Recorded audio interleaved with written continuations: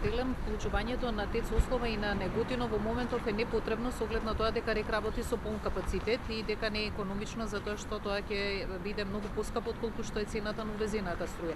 Значи ли ова дека имаме некој дефект во енергетската стратегија? Во енергетската стратегија дефинитивно дека има дефект. Ќе го посочам тука и стратегијата на МАНУ 2010-2030, 2015-2035 и во едната и во другата се бара решение за овие капацитети да работат. Буквално и најодговорно тврдам дека е многу поевтино да произведуваме домашна струја и да имаме енергетска стабилност, по можност зголемениот капацитет и зголемото производство да го извезуваме, а не да увезуваме цена од фрапантни 240 евра за 1 мегават час. Предлагате да се штеди, колку може струја да се заштеди ако не се осветлуваат спомениците кои што генерално трошат, користат лед светилки, тоа е штедливо осветлување. Се што ќе се исклучи кој што се користи во овој момент за луксус е заштеда која што ќе придонесе за енергетската стабилност на републиката.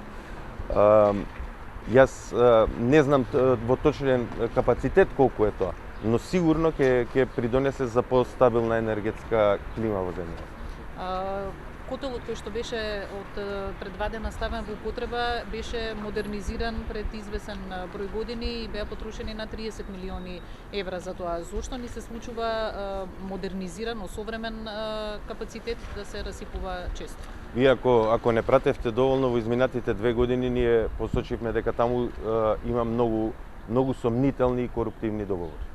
Еден е вие што го посочувате, најверојатно ќе завршиме на суд, иако менеджментот на Елем тоа одбива да го каже со една германска компанија.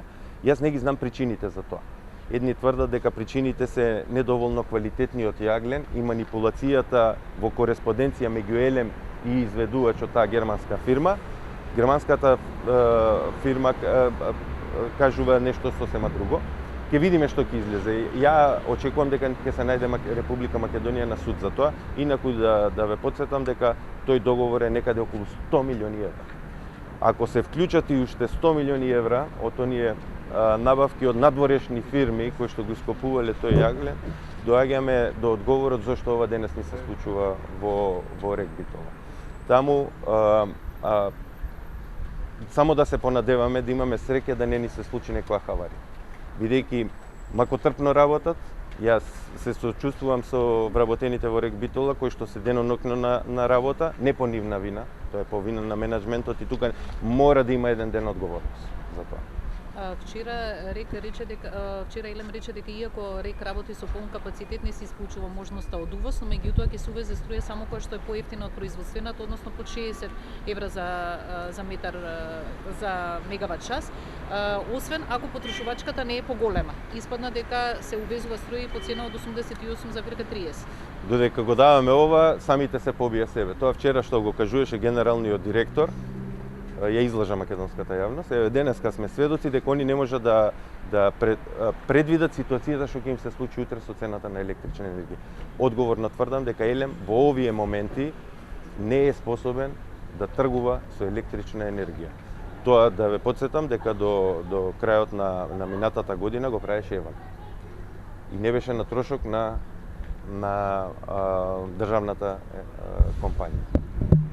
Ве убедувам дека ако во јуни месец било кој да биде во таа енергетска компанија ќе мора да бара покачување на цената на електрична енергија. Затоа што огромни загуби ќе се направат во овој период. Очекувате да се стабилизираат цените на бирзата или ќе продолжат? Во овој момент тие ќе флуктуираат во однос на понудата и побарувачка. Господин Андреј, период дел од медиумите пишува за подредени активности на вашата компанија. Така е. Систем имаше обвинување од една политичка партија. Генерално се оди на тоа дека вашата компанија продавала газ на Струмица газ по цена која е 2,5 пати повисока од пазарната. Добро. Како ќе ги прокоментирате овие обвинувања и работењето на вашата компанија? Okay. Значи, јас веќе во минатото кон таков еден обид за да се пласира таква дезинформација дека е 2,5 пати поскап, најавив дека ќе покренам тужба, затоа што тоа не е така. се мешаат два производа кои што не се исти. Тоа е природен газ кој што го се снабдува по цевка по гасоводот кој што е изграден во Македонија во 1997 година со проект кој што е виртуелен гасовод. Виртуелен гасовод подразбира компресија, чистење на тој газ, орудирање, ставање во специјална опрема, транспорт, шпедиција и истовар на друго место. Апсолутно не е точно дека е тоа 2,5 пати поскап. Воедно можете да ги проверите и податоците кои што се јавно достапни, е дека заштедите на институциите кои што го користат тој газ се 60% пониски од кога што трошеле нафта, мазут и ред други енергенси. Колку вработени има во вашата? У мојата компанија, бидејќи прашувате за таа јавна набавка и за тој проект, има ангажирани на тој проект се 6 луѓе, од кои што само во мојата, бидејќи се работи за конзорциум, само во мојата компанија е еден вработен, бидејќи за овој тип на технологија и транспорт во Македонија во овој момент нема и потреба, а и нема стручен кадар кој што може да одговори. Другите се во делот на овие сегменти кои што ги набрав. Дали тој конзорциум е регистриран пред македонските институции и е официјален?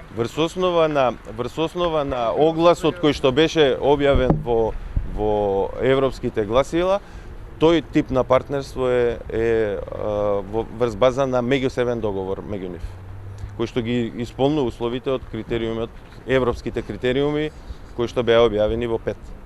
Македонија законите велат дека конзорциумите исто така треба да се регистрираат. Па тоа е партнерство, таму не се бара дека треба ако ги читате дословно документите, ќе видите дека е напишано дека тие треба да бидат партнери на еден, а не да бидат во некој холдинг или конзорциум.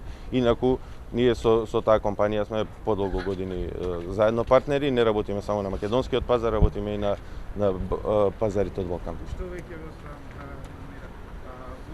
дел од медиумите беа изнесени и бројки. Добро. Ќе ги прокоментирате тие бројки за работувачката која вашата компанија ја има во изминатите 2 или 3 години. Значи се споменуваа бројки од 2,5 милиони до 600.000 евра годишно. Па ако може да ни објасните каква ви е билансната состојба од прилика? Вие знаете каква е билансната состојба, таа е објавена во еден весник и е пуштана во медиумите. Значи поднесена исто тужба за лага, дека компанијата остварила профит од 2,5 милиони евра. Приход нема 2,5 милиони евра. 3-4 пати помалку приходот, зборувам кумулативен за 3,5-4 години. Не за една година. Така да тие сите се лага и шпекулација.